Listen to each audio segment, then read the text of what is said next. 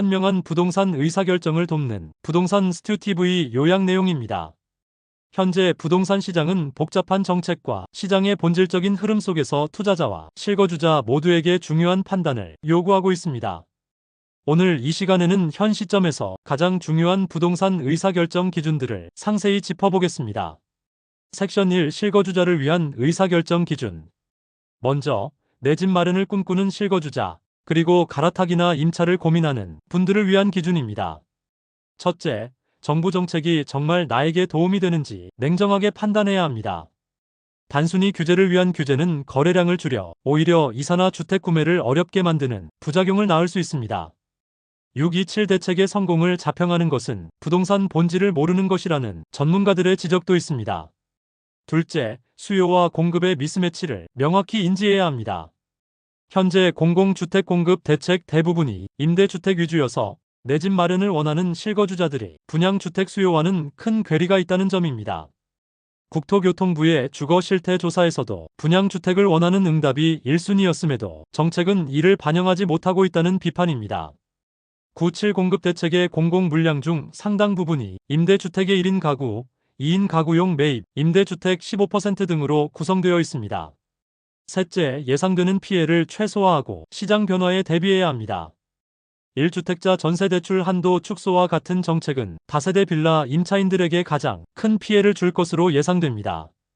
전세 시장이 축소되고 월세 및 반전세 시장이 확대될 가능성이 높으니 임차인들은 이에 대한 대비가 필요합니다.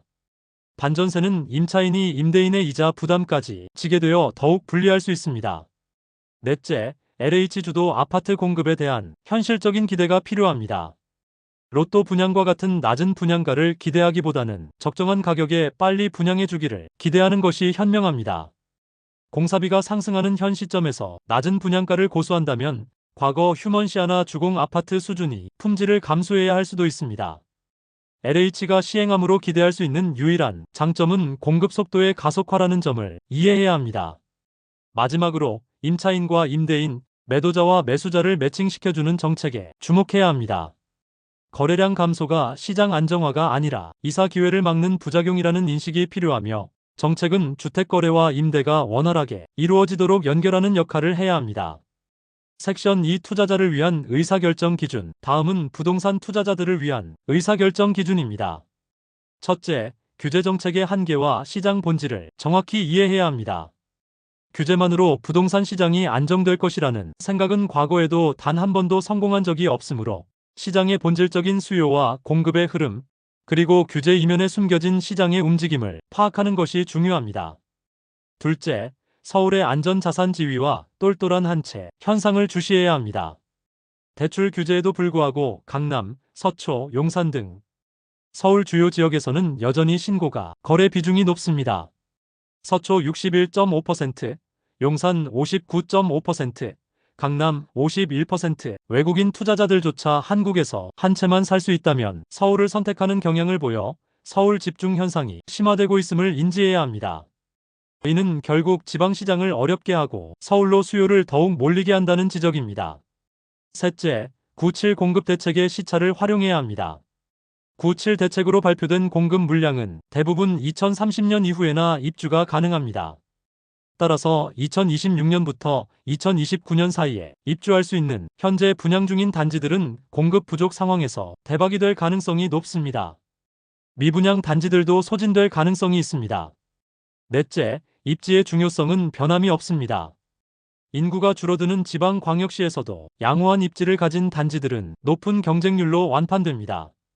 예, 부산 남천 푸르지오, 대전 문화자 ESK. 이는 서울, 경기, 인천의 경우 입지가 좋은 곳은 다소 비싸게 느껴져도 완판될 것이라는 전망으로 이어집니다. 다섯째, 재건축 재개발 시장에 대한 깊은 이해와 관심이 필요합니다.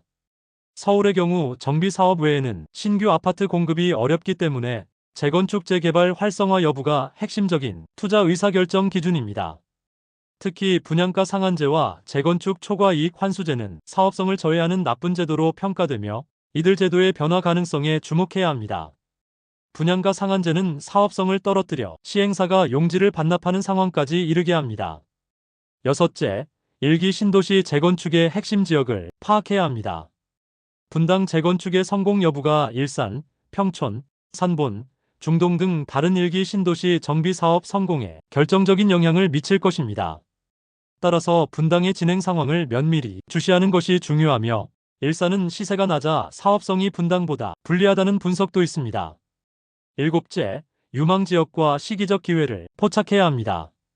광진구와 같은 한강변 재개발 재건축 초기 단계 지역은 학군과 교통망 등 미래 가치가 높게 평가됩니다.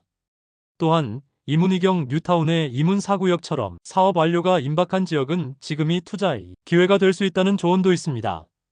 경기도 미군 부대 반환지 개발도 교통망 확충과 연계된다면 관심 가질 만한 지역이 될 수 있습니다. 마지막으로 월세 시장 확대에 따른 투자 전략 변화도 고려해야 합니다. 임대사업자 대출 규제 등으로 전세 시장이 줄고 반전세 시장이 커질 것으로 예상됩니다.